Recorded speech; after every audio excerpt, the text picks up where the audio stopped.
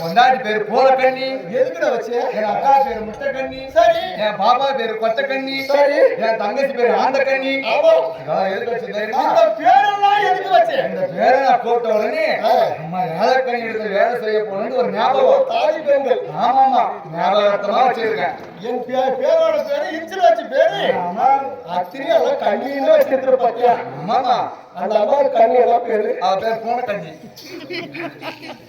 அப்படி ஏழக்கண்ணி சொல்லியிருந்த போது எனக்கு 20 அழகு. எனக்கு கூட 13 அழகு. என்ன அழகு? உண்டான ஒரே 10 அழகு. 10 அழகு. எனக்கு 13 அழகுமா. என்ன அழகு சொல்லு? அந்த 10 அழகு உனக்கே தெரியும். என்ன அழகு? உன்னால 10 அழகு எனக்கு சேர்ந்துருக்குது. ஓ, 13 அழகு. 3 அழகு எக்ஸ்ட்ரா கருத்தை மட்டும் சொல்றேன். என்ன சொல்லு? ஒரு மூஞ்ச அழகம், ஒரு நெஞ்ச அழகம், இன்னொரு குஞ்ச அழகு.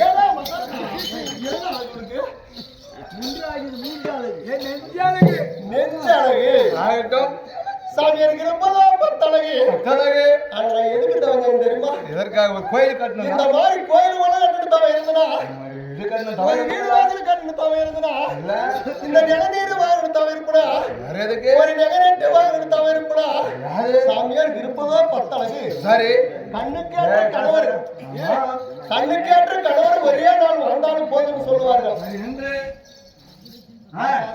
சொல்லுமா? கண்ணுக்கேற்ற கணவரே ஒரே நாள் வாழ்ந்தால் போதும்னு சொல்லுவார்கள்.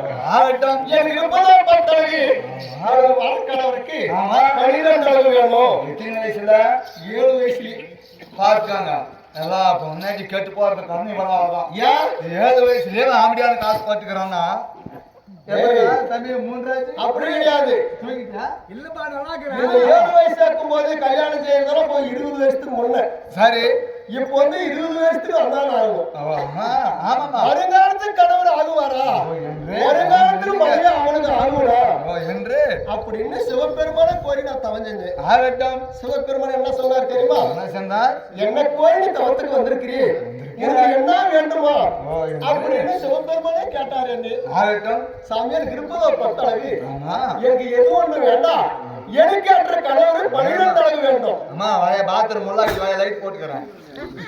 தோட்டம் 5 ரூபாய் வாயா வீட்டுல போமா வாயா அப்படியோ எனக்கு அற்ற கணவருக்கு 12 அழகு வேணும் சாமி என்று சொல்லி அப்படின்னு சிவபெருமானே கேட்டிருக்கிறேன். ஆகட்டும். அவர் என்ன சொன்னார் தெரியுமா? என்ன சொன்னாரு? இன்று முதல்ல அவங்க எப்படி வந்திருக்கிறீங்க அவரும் நோக்கி போறாரு. அவரும் சிவனை கோரி தவத்து சென்றிருக்காரு. முழுக்கேற்ற கணவர் அவர்தான். எத்தனையோ பேர் போறார்கள், எத்தனையோ பேர் வந்திருக்கிறார்கள்.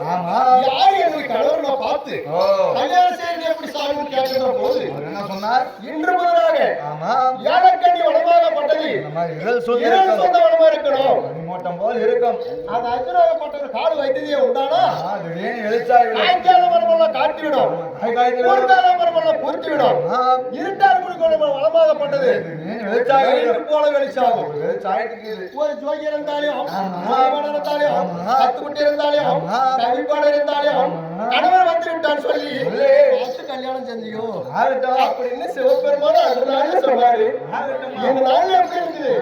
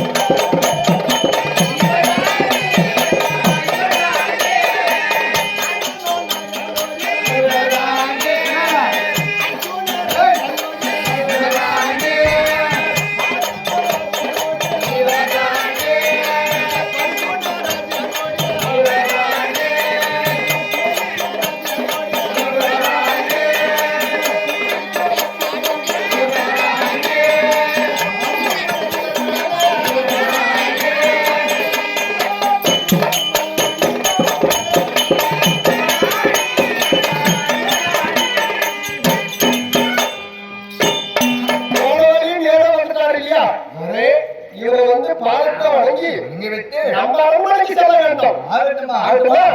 ஐயா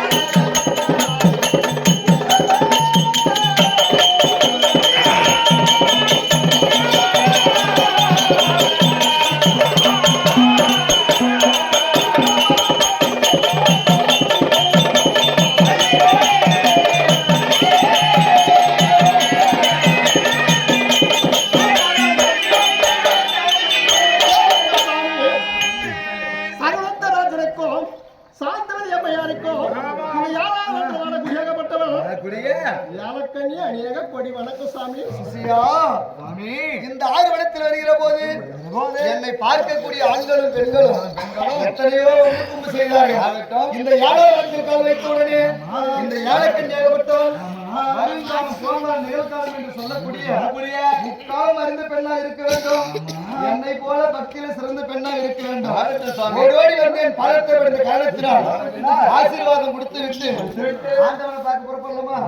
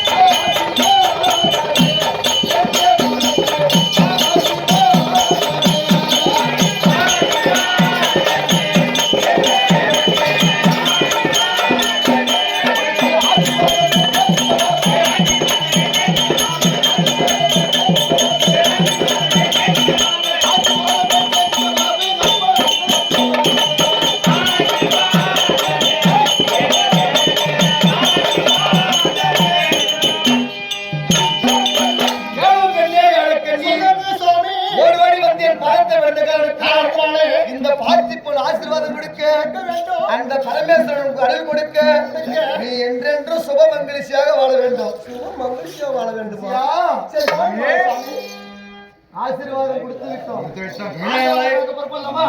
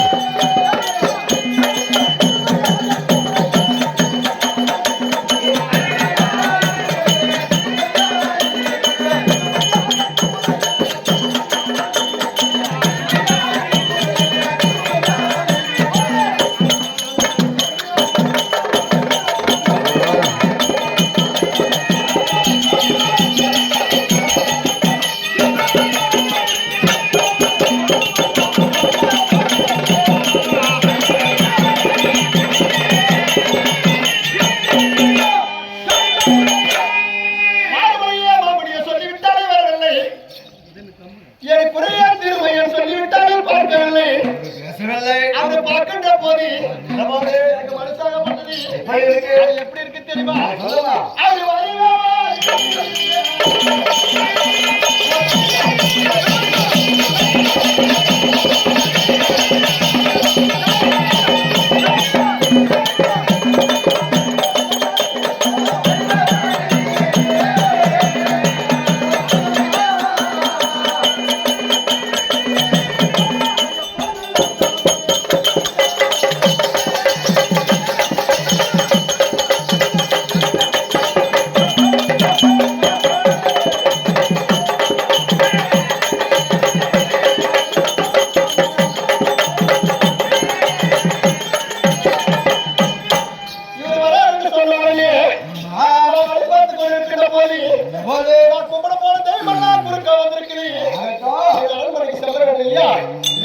இந்த வார்த்தை சொல்ல வந்துருவாரு.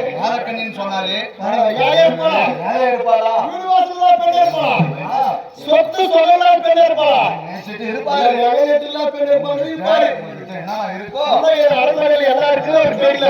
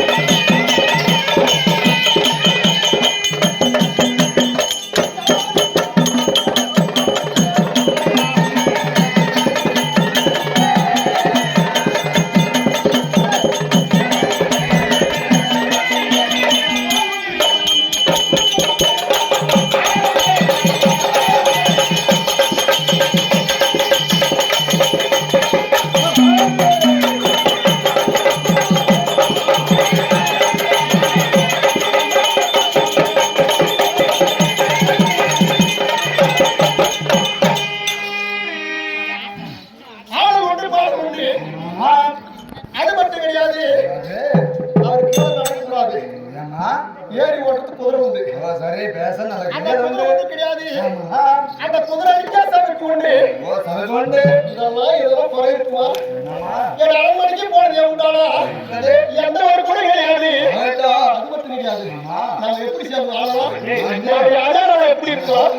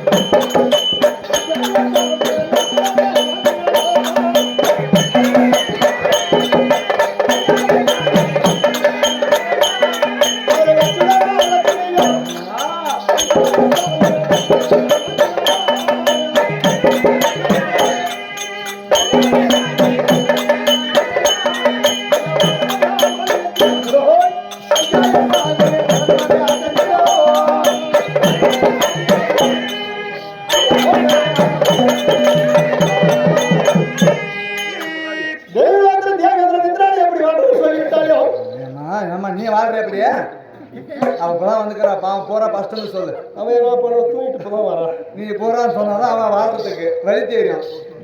தேவராத்திரி ஆண்டு வரக்கூடிய தேவேந்திரன் இந்திராணி எப்படி வாழ்றான்னு சொல்லிவிட்டாயோ பேசவில்லை. பேசல. ஆமா சாட்சாத் எங்களுடன் வேலையாகப்பட்டார். மனைவி மருந்து எட்டுப்பட்ட செய்யும் அவன் வாழ்ற சொல்லிவிட்டாலே வரவில்லை. அயோத்தி ஆண்டு வரக்கூடிய மன்மத நதியை போல மகிழ்ச்சியா வாழலாம் சொல்லிவிட்டாலும் பேச கிடையாது. பேசவில்லை. அதை செய்தையோ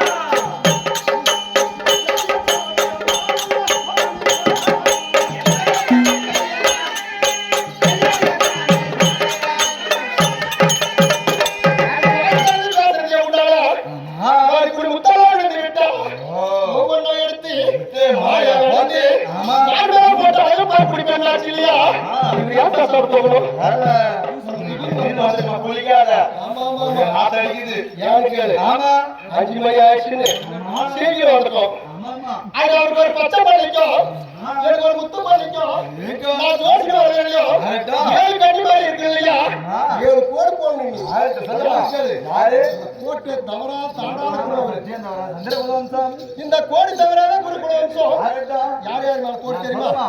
இந்த பூமாதேவி சாட்சியா ஒரு கோடி, ஆகாயகனி சாட்சியா ஒண்ணு, தாயார் குந்தமா சாட்சியா ஒண்ணு, தேவி பாஞ்சாலி சாட்சியா ஒண்ணு, குருவாயூர் யாதவ சாட்சியா ஒண்ணு, மாமன் கண்ணன் சாட்சியா ஒண்ணு,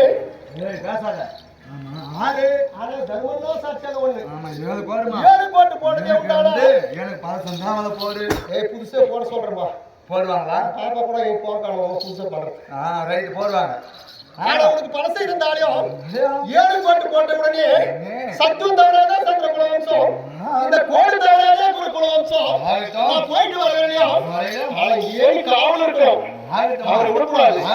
அது என்ன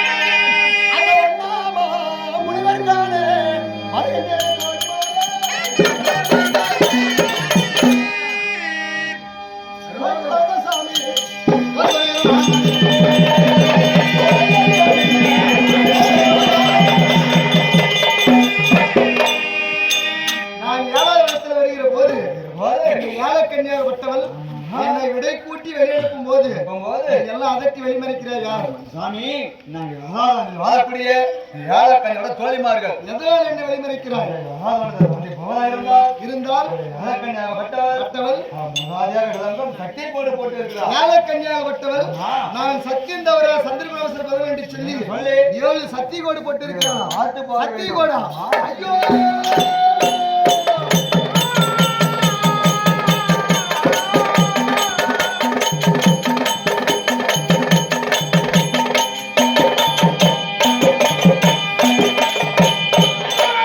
Mama.